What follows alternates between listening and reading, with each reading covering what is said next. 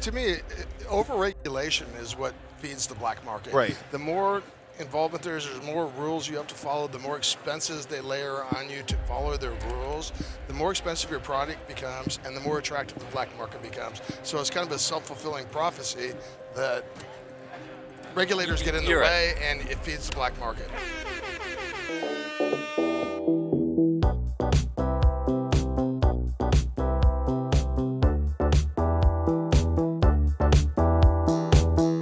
And we are back with Mita Unshackled here at MJ BizCon for the state-by-state takeover.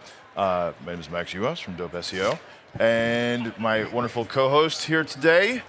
Howdy, Jeff Scrabeck with DIZPOT. Happy to be here. Thanks for having us. And look forward to an interesting conversation. Yeah, we're definitely here talking about an interesting state. I'm going to lean back as per Eric so I don't block everything. So I'm going to totally just do this whole thing now so that the camera looks like I'm leaning back and old man thing. Relax. Just everybody chill. Take a load off. We're going to talk about Mississippi today. And I have a very knowledgeable gentleman here. Thank you. Jeff Schmidtke, Noble Labs. We are a dedicated processor in Mississippi. And yeah, it's been a pretty fun, wild ride onboarding the program and getting started. Mississippi is an interesting state.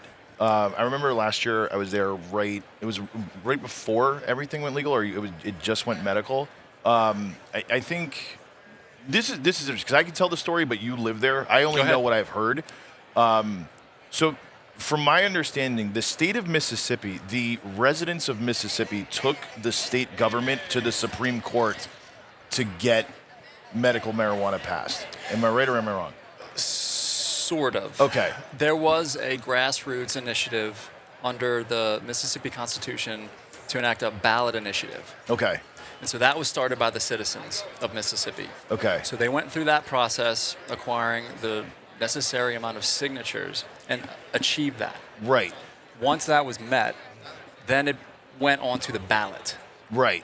Ballot initiative passed with 75% of the vote. 75% of the state vote, right? Like yes. That's, so of the 75% of the voters voted for medical cannabis. For medical cannabis. And then what happened? Then the S hit the fan. Right. This is where it gets interesting. All right. Yeah, this is the best part of the story. Can I curse? Yes, absolutely. Yeah. Fuck it, curse all over. The shit hit the fan. The shit hit the fan. So the state of Mississippi was then sued by a mayor of Madison, which is a city in central Mississippi. And that case went all the way up to the Mississippi Supreme Court, and the lawsuit was held up. And the ballot initiative not only failed, essentially, they then eliminated all ballot initiative opportunities for the entire state. So currently, Mississippi has lost that ability that it once had prior to the cannabis initiative for any ballot initiative. That's crazy. For any topic, for any category, for any law. So the state was then met with a decision because 75% of the population wanted medical cannabis. Represented the interests of that. That was the interest of the state. So cooler heads prevailed in the end, and they were able to work out a legislative bill that did end up eventually passing. As soon as they learn that they may not get reelected because of their stance, because 75% of the people are in favor of something that they're opposing. Yes. I'm sure that had something to do with it. Their mind changes quite quickly. That's a significant amount of support. Yeah.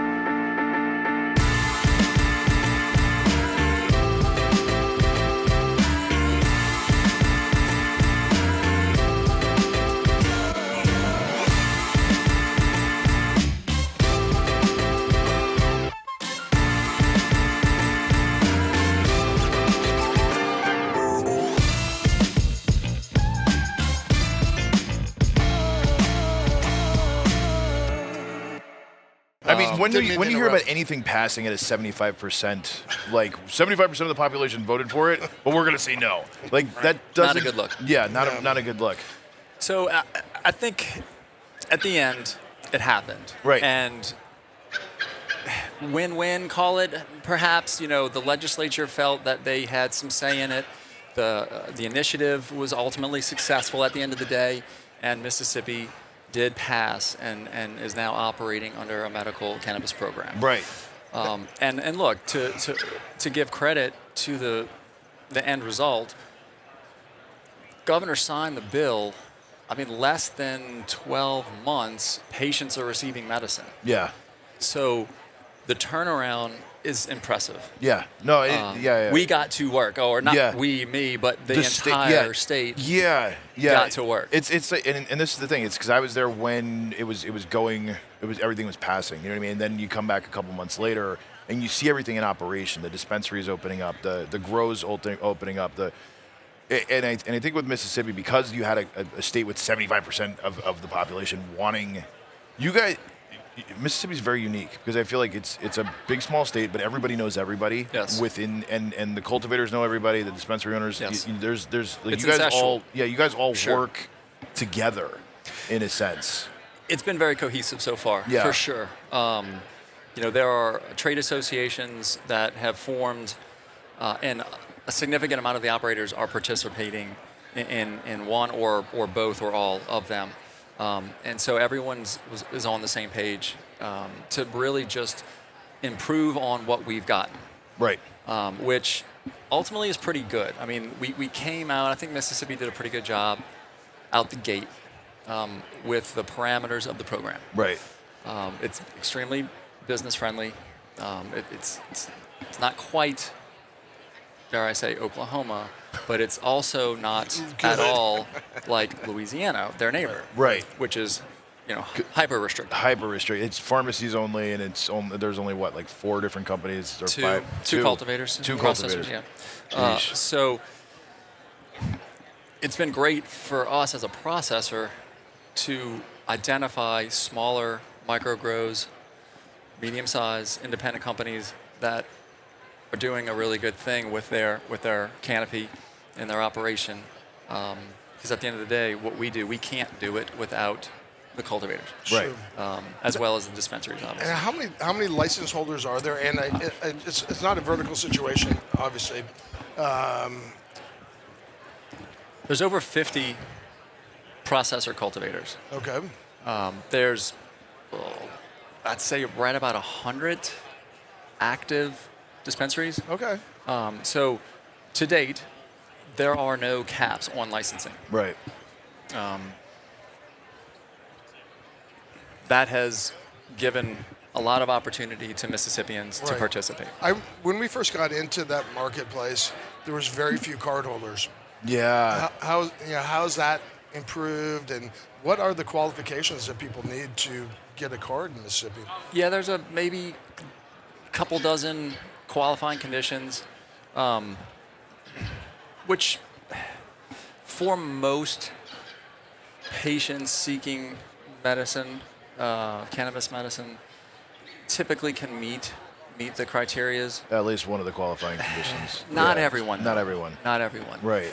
That's one thing that we are working on diligently to expand. I think what's interesting is in Mississippi, don't you have to because in most states you can get a virtual consult. In Mississippi, you have to see a doctor in person the first time, and then you can you have to see an in-person doctor and go through whatever the process is for that to get approved for a medical card. But yeah, has it hit 40,000 yet or 50,000 patients? No, yet? we just touched 30. Just touched 30? 30,000. That's still amazing from a state where, from my understanding, like they didn't, even when you took or were approved and you got the card, it still was taking a little bit of time for you to get the card. And it's been, what, a year? We cleaned it up very quickly with the onboarding of the patients. Right.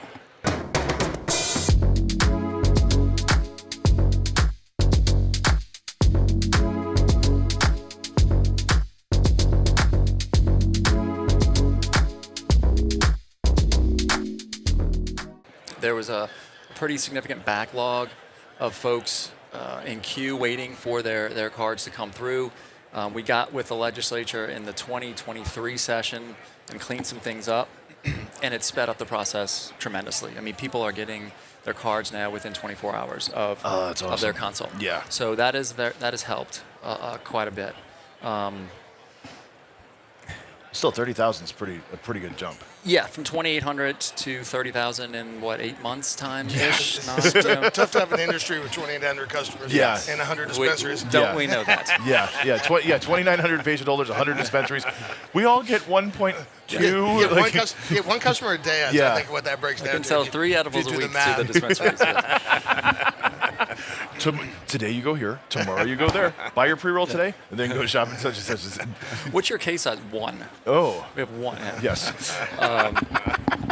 But to get to your point about the telemedicine, no, currently that's not permitted. You do have to go on site. You have to physical consult with the physician. Again, we're working towards making that a little bit easier for the folks in Mississippi. Right. Telemedicine is widely practiced throughout the country. And we're pushing for that in the next legislative session. All signs point to it happening. It eliminates the burden of getting out, physically meeting with the physician. Well, some medical patients might not be able to get out. Yeah, and well, meet with the physician. that's what I mean, because it's basically, from my understanding, it's 18 or older or 21 and over. But there are plenty of senior citizens that can't drive, can't operate a vehicle, can't get out or make an appointment without a caregiver or somebody to take them. So or they're just not technologically savvy enough to call and make an appointment and use. Right. All of those points are extremely valid. Yeah. Some folks don't even have an email address. Right. So we've physically helped potential patients just set up an email address. It's part of the requirement to get into the portal. That's kind of crazy too. It's literally we're gonna help. Here you go. This is Gmail. Yeah. This is how you create a Gmail, and you have to use this. And It's do so they confusing. do they call you if are you the Google guy? Do they call you if they get locked out? Well, our dispense. I've locked myself out how of my do I email. find- How do I get to How Google? do I get my password? Yeah. That's the problem. Yeah. I know I have an email address, but I have no idea how to access it. Oh, or my son knows my password, or. Oh. Yeah. Good stuff. But Yeah. look, it's okay. It's part of the gig. We know our responsibilities. We're happy to help. We're happy to assist and support. Growing this program. There's a lot of potential in Mississippi. The 76% vote is big. It's huge. It's huge. And I think actually with that now, if you went from 2,800 to 30,000 in 8 months, that obviously shows that the approval rate was there. The people want it. And I think that even some of the people that were against it are now seeing the benefits of medical cannabis, of the medical program. 100%. There's so many stories now. Yeah, so many stories, and oh, it actually helps. It's not the devil's lettuce, The sky is not falling. Yeah, the sky is not falling. So I'd be interested in learning more about Noble's products. You're a lab. Yeah, He's got a really cool company. He's He's got a really cool company. I'd like to hear about it. Okay. So would everybody else. we have a very great team, right? Made up of several amazing people. But we are dedicated processors. We are not cultivators. While we do have an on-site dispensary, we are not in the retail lane. We are not opening more dispensaries, and we are never going to cultivate. We like our friendships and we like our partnerships with the growers, and we like our partnerships and relationships with the dispensaries, and we don't want to ever feel like we are interfering with their model. So we sit nicely in the pocket. I like where we're at. As far as our products, the sky's the limit with processing, right? Right. You can do anything really, but we have to be patient and we have to be conscious of the market size because it's pretty small still. That being said, we try to identify the entire segment of the patient population and provide at least one thing for that particular type of patient, from topicals all the way to live resin concentrate dabs. So we've had fun with the topicals, which is an interesting piece of this whole puzzle. But we do the edibles and the carts, vape carts, pre-rolls, infused pre-rolls. Well, obviously, since you're making everything, have you seen a trend shift in what people are buying and what people are purchasing and what's selling more, what's popular versus what's not popular? I would say I don't have all the data or what are you guys selling data. more of, basically? But I think I could be wrong on this, but I think that the manufactured products might be a little bit more than 50% of the market. Wow. That I think has to do with the demographic of our patients. Right. And the median age and the novelty of... What is the median age? It's like 62, I think. No early kidding. The on. median Wow. age of medical card holders in Mississippi is 62. As of like summer, I think that's where we're at now. That's going to come down. Yeah, but that's amazing, actually. If you think of it like what Arizona used to be like 22. Right. No, but what I was going to say, if you were to guess the median age of any cannabis 30. user, it would be 30, 35. Right. Yeah. You said 62. That's like, Yeah. that's a lot of Well, that lends grandmas itself, need their medicine. For processing, that's the place you want to be because that demographic tends to slide more towards edibles in particular. I mean, I play golf with a bunch of old guys, and they're all bragging about how they eat edibles. I had to come in here with a kiddo. Right. They're not sure what a dab is, but they certainly know what a tincture is. Yes. Right, exactly. And that was a bit of a shock for us because those things were moving pretty quickly, and we're like, wow, this is like our most vanilla product. Right. But for them, it's wonderful. I don't have. It doesn't smell. It's not going to smell my clothes. Right. I can shoop shoop. No, My wife's not going to know when I get home that I'm stoned as Right. fuck. It's easy and effective. Yeah. But that age, that median age will come down over time. For like the 18 to 25-year-old range, you need 2 physician consults. Oh, which really? Is a Yeah. bit, They have is a different bit requirements based on your age. It's a Yeah. sliding scale. correct. How?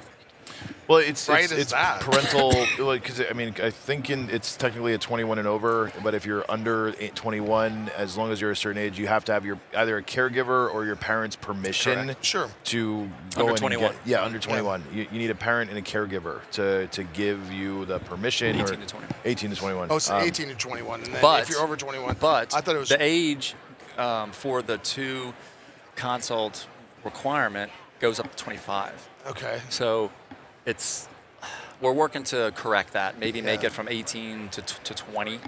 You need a 2 physician consult. From 21 and up, it's just Right. like everyone else. Yeah, one, I mean, Right. look, you could go buy beer. Why Correct. do you need your mom to come with you to? You're right. Yeah, I mean, Look, I mean, it deters people from entering the legal market, and you don't want to enable an unsafe, illicit program. You want to bring people into a safe, consistent program. The testing standards are rigorous, but fair. yeah. It keeps things clean, it keeps things consistent and safe. And I think as a state lawmaker or legislator, it's important to enable that, not dissuade that. So I think we will gain some traction. I hope in the 24 session to maybe eliminate that 2 physician consult Nice. piece. So I got a weird question, and Yeah. it's got nothing to do with the medical. Have you seen, because you've obviously been there since the beginning, and there's every state, every market has the black market, gray market, whatever Sure. we want to call it, the legacy market, Illicit, yeah. the illicit market to now to the legal market. Have you seen a trend shift in that? Has there been a lot of change in the mindset of that? I mean, because I think that as states go legal, like some people convert. Like in certain states, I've seen people go legacy to legal. In other places, it's like the legacy leaves or goes deeper underground, or they try to get into it and work with it. And obviously, it's not like people in Mississippi weren't smoking weed before it went legal. I mean, if Correct. 75% of the states voting for Wanting it. medical cannabis, obviously there's some cannabis being passed around in Mississippi. Sure. So how have you seen a shift? And then like as it continues, obviously with the growth of it, I don't want to assume anything. What's your take? I think as that median age comes down, that's where you're going to start to see the shift happening. Okay. Yes, of course, it is on some level. Is it in a significant way? I don't know yet. Okay. I don't know yet, but it has somewhat. Okay. Okay. See, to me, overregulation is what feeds the black market. Right. The more involvement there's more rules you have to follow, the more expenses they layer on you to follow their rules, the more expensive your product becomes, and the more attractive the black market becomes. So it's kind of a self-fulfilling prophecy that regulators get in the way, and it feeds the black market. Well, the reason I'm asking this, though, is because I know, like, Mississippi has a... All right, because Arizona went medical first, right? Yep. What was the allotment for medical? As far as... Like, if you were a medical patient, how much could you buy? Every month. I want to... God, I can't... maybe 3 ounces? Okay. I'm not positive on that. Okay. What is Mississippi's, though? It's 3/4 of an ounce a week. Right. Okay. So they're allowed... And then there's, like, conversion rates for edibles and manufactured products. They do. Yeah. So that doesn't get thought through by a lot of states, by the way. I don't want to tell you about the missing zero somewhere in their allotment tracking either. That's a whole other conversation. No, there's a missing zero in there, and the math does not add up no matter how you do the math. As a processor of edibles, I will not disagree. Yes. No, there's, and it's not like the first. It's like the 4th decimal point over, because they went as far. It was like 5 decimal points in. It was like you are allowed to have 1 point, whatever. Because that's what I'm saying. It's like if you're only allowed like 3/4 of an ounce a week, and it resets. I mean, it resets. It tracks the time. If you bought your 3/4 of an ounce on Thursday at 3 p.m., you can't buy until 3:01 the next week. Yeah, but so. And it's also a bit difficult for the patients to track what they have available. Right. That's been a frustration for patients, but also dispensaries, because they're getting, I'd say half their phone calls could be patients saying, hey, how many units do I have available? What am I allowed to buy? We're, I think, working on ways to make it easier for patients to know that before they go to the dispensary. If they're tracking it, it should be visible on a website of some sort. That's a that conversation. should word. You got to be careful about that. Yeah, that's a conversation for this. But, all right, Eric's told us to wrap it up. Jeff, how do people meet you? First off, you've been awesome, dude. Like I love Mississippi. I think what Mississippi's done is fantastic, and just seeing what you've done has been great, and I really appreciate you jumping on and doing this. How do people find you? I mean, how do people reach you? What's Noble Labs, Google us. NobleLabsMS.com is our website, at NobleLabsMS. We're young, but we're having fun. Absolutely. You know? It's a beautiful thing. We're rocking and rolling. Cool. Anything that anybody what do you 2024? Are we hopeful? Are we? This excited? conversation is much different this time next year, I think. Beautiful. That's what I'm looking forward to. In Yeah. a positive way, right? Oh yeah. Okay. 100%. Oh, yeah. All right, folks. This is another one for Mita Unshackled. Thank you, Jeff. Thank you, bud. Yeah. All right. Thanks, and Jeff. we Thank you. are